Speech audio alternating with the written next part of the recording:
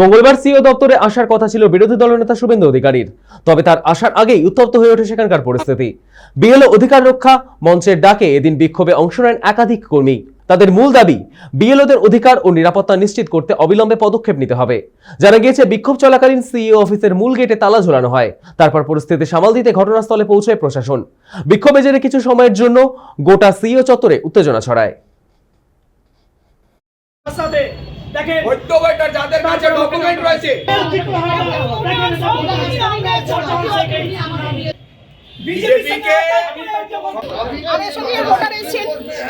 উনি যে এলাকায় থাকেন সেই এলাকায় প্রায় ৮,০০০ নামের নাম রোল ব্যাক করেছে।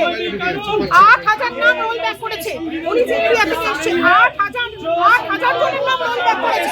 পুরো এলাকার লোকের নাম রোল ব্যাক করেছে এবং এটা সম্পূর্ণ এআই জেনারেটেড সমস্যা। শুনানির পরেও এই যে এখন যে রোল ব্যাকগুলো হচ্ছে পুরো এলাকা জুড়ে রোল ব্যাক করে দিয়েছে।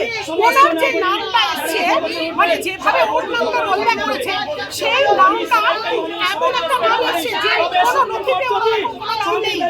কতজনের নাম রোল ব্যাক করেছে? ১,০০০ জনের নাম রোল ব্যাক করেছে একটা এলাকা থেকে। কিন্তু